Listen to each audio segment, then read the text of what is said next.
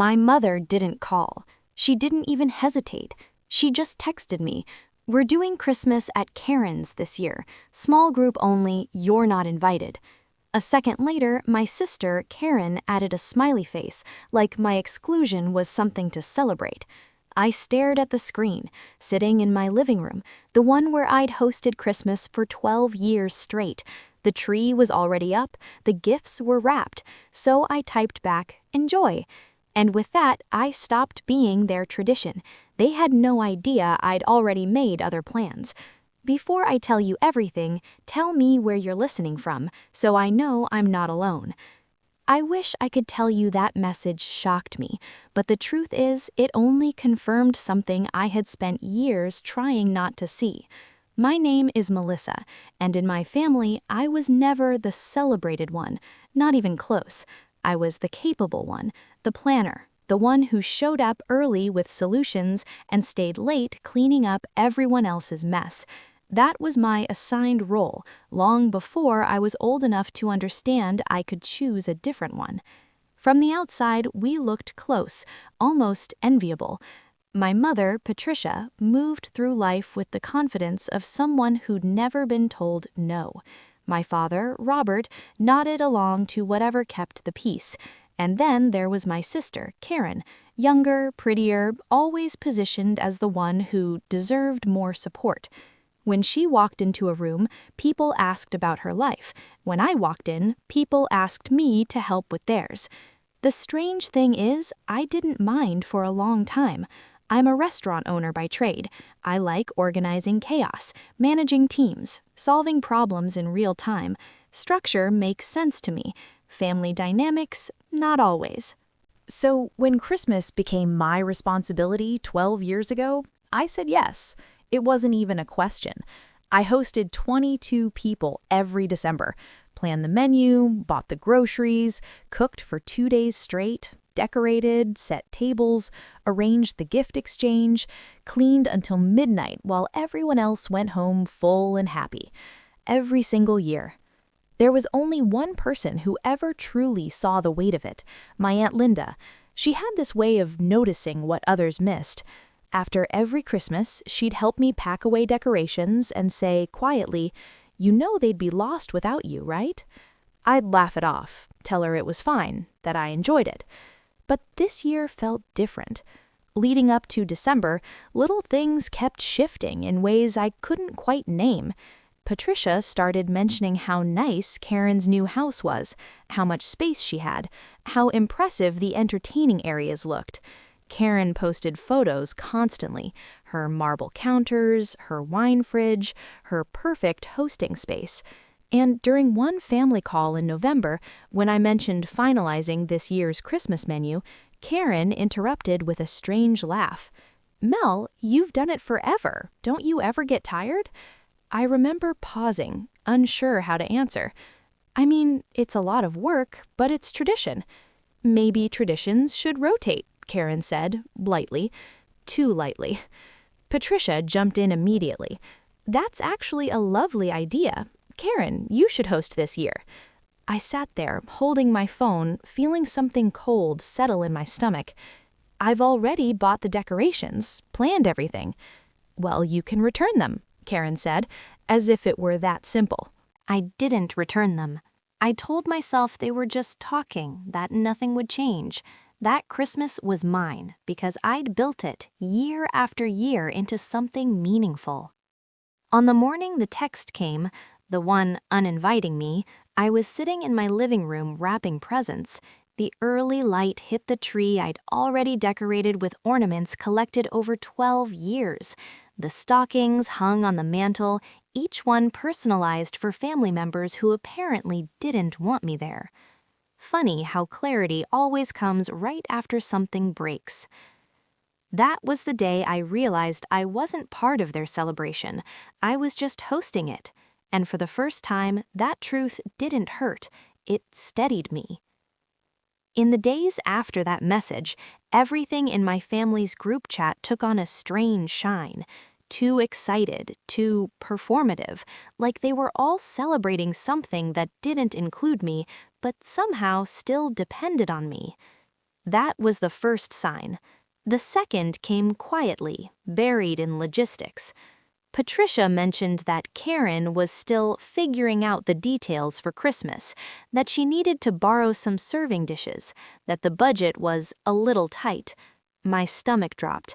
They assumed I would just hand everything over, the dishes, the decorations, the recipes I'd perfected over 12 years, maybe even help cook and then leave before dinner. I said nothing, just watched the messages pile up. Then came the moment that made everything click. Karen texted me privately, "Hey, can I borrow your Christmas china and maybe your centerpiece? Oh, and could you send me your prime rib recipe? I want everything to be perfect." Perfect. She wanted my Christmas, just without me in it. I stared at that message for a long time. Then I typed back, "Sorry, I'll be using them." 3 dots appeared, then disappeared, then appeared again. "For what? You're not hosting this year." "I know," I typed. "I'm doing something else." The dots stopped. No response came. That night, I sat in my restaurant after closing.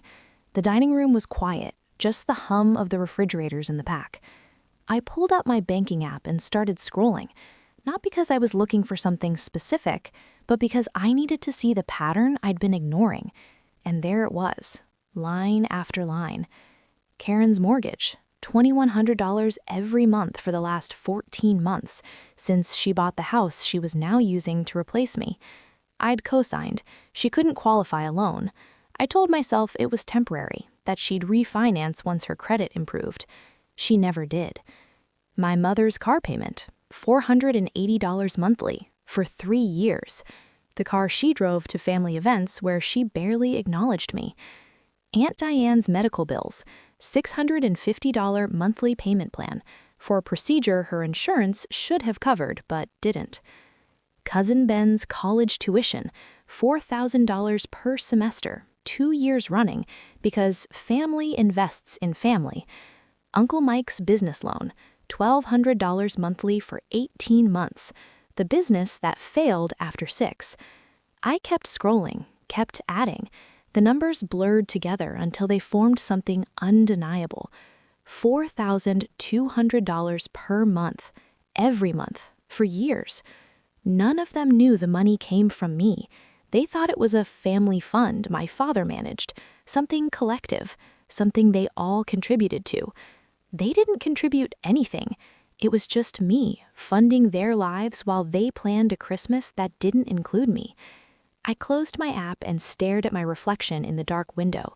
A woman who'd spent 12 years making everyone else's holiday perfect, who'd spent even longer making their whole lives possible. And for what? My phone buzzed. Another group chat message.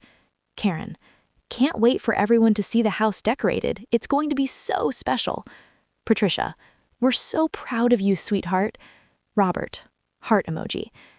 I opened my banking app again. This time I didn't just look, I acted. One by one, I canceled every recurring payment. Karen's mortgage, canceled. Patricia's car, canceled. Diane's medical plan, canceled. Ben's tuition, canceled. Mike's loan, canceled. Every single one, gone. Then I sent a single message to the group chat, not to explain, not to argue, just to state a fact. The family fund is discontinued effective immediately. All payments stop December 1st. I turned my phone face down and walked out of the restaurant into the cold November night. The next 3 days were chaos. My phone exploded. Calls, texts, voicemails, all of them frantic, all of them demanding. Patricia first. "Melissa, what have you done? The car payment bounced. Call me immediately." Karen. "My mortgage got rejected. What is happening?" Diane. "The medical center called. They said the account was closed. Melissa, please, I need that payment." Ben. "The bursar's office is saying my tuition wasn't paid. Did you forget?" Mike. "You can't just stop paying. I'll lose everything." I didn't respond to any of them. On December 3rd, my father called. I almost didn't answer, but something made me pick up. Melissa? His voice was careful, strategic. We need to talk about this family fund situation. There is no family fund, I said quietly. There never was. It was just me. Silence. What are you talking about? I've been paying everyone's bills for years, Dad. Karen's mortgage, Mom's car, everyone. Did you really think there was some magical collective account? More silence. Then, slowly, I didn't know it was all you. Yes, you did. You just didn't want to ask questions because it was easier not to know. We can figure this out. Just turn the payments back on. We'll talk about it after Christmas. No, Melissa, I'm not turning anything back on, and I'm not coming to Christmas. You made that clear. That was a misunderstanding. Your mother just thought. It wasn't a misunderstanding, I said. It was a choice.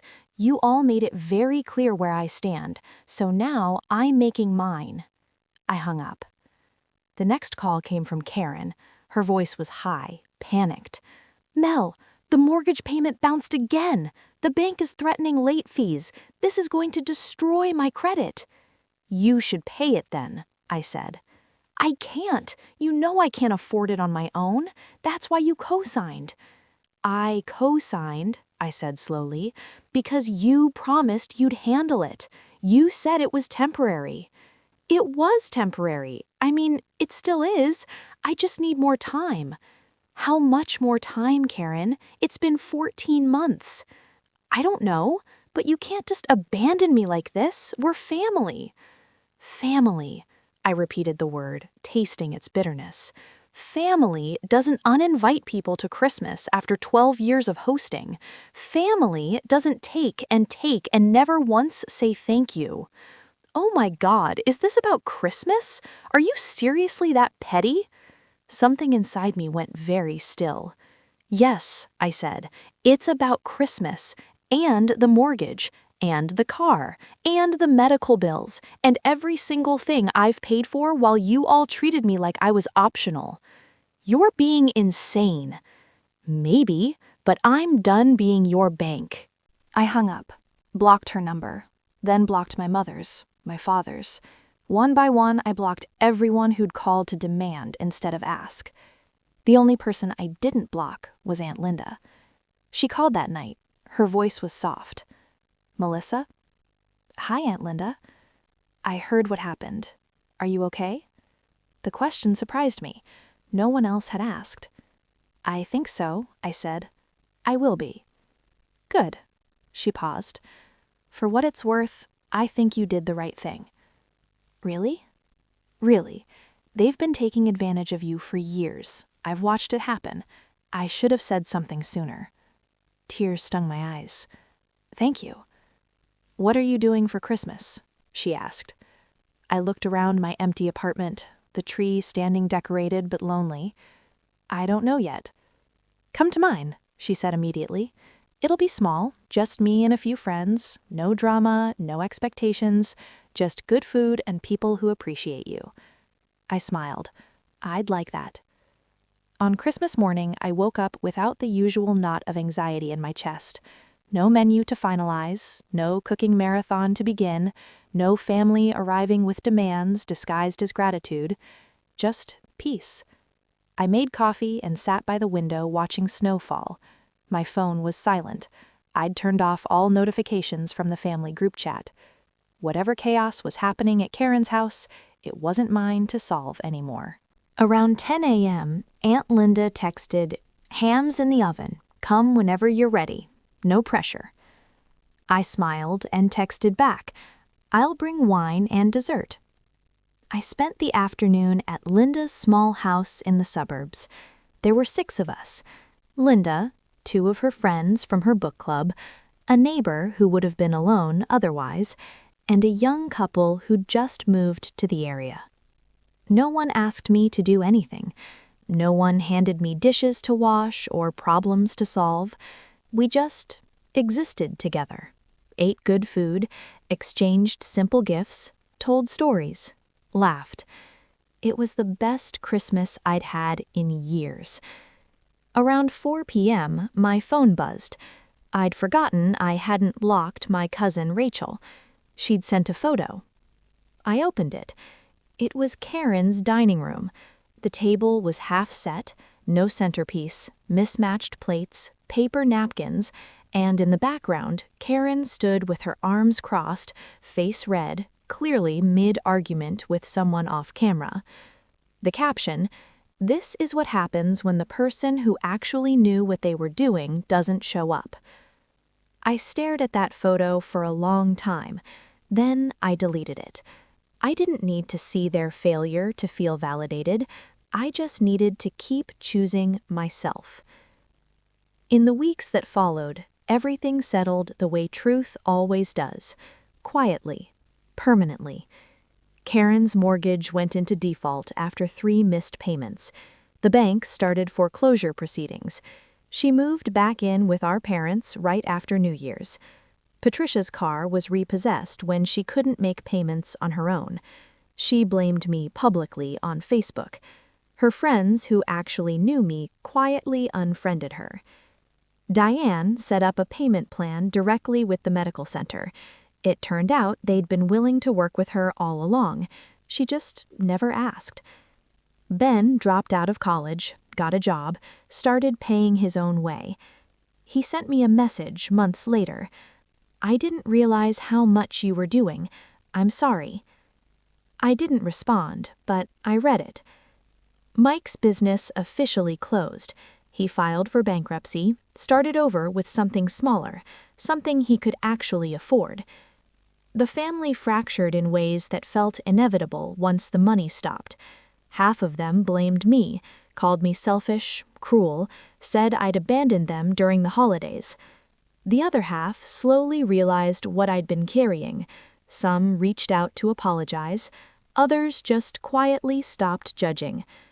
I accepted the apologies that felt genuine, maintained distance from the rest. I spent the next Christmas at Aunt Linda's again. This time, I brought the prime rib. Not because I had to, because I wanted to. We established a new tradition, smaller, quieter, full of people who chose to be there instead of expecting to be served. Patricia called once in early January. I almost didn't answer, but something made me pick up. "Melissa." Her voice was different, smaller. "I need to talk to you." "Okay." "I didn't realize how much you were doing, for all of us. I don't know what I thought, but I was wrong." I sat with that for a moment. "Thank you for saying that. Can we fix this?" "I don't know, Mom. Maybe eventually, but not right now. Will you at least consider coming next Christmas?" I thought about it. Really thought. About the years of hosting, the years of paying, the text that uninvited me from my own tradition. "No," I said gently. "I don't think so. Please, Melissa, we're family." "Family is supposed to protect each other," I said, "not just take from each other. You all spent years taking. Now I'm protecting myself." She was quiet for a long time. Then, "I understand." "Do you?" "I'm trying to." We hung up. I didn't block her number this time, but I didn't call her back either. 2 years after that Christmas, everything in my life looked different. The restaurant was thriving. I'd expanded, hired more staff, built something I was genuinely proud of. I'd started hosting quarterly dinners for the staff, family-style meals where everyone contributed, where gratitude was expected and given freely, where no one took without thinking about the cost. Aunt Linda became my chosen family. We spent holidays together, called each other when things got hard, showed up for each other not because we had to, but because we wanted to. I still decorated for Christmas, put up a tree, wrapped gifts for people who actually appreciated them, but I never again hosted a party for people who treated me like I was optional. Looking back, I used to think love meant carrying everything for the people who claimed they needed me. But real love, the kind that heals instead of drains, never asks you to disappear so others can shine. My family's choices didn't define me, my boundaries did. And walking away from that Christmas wasn't the end of something broken, it was the beginning of something honest. If this story resonates with you, share your experience in the comments. Tell me where you're listening from, and make sure to subscribe so you never miss the next one.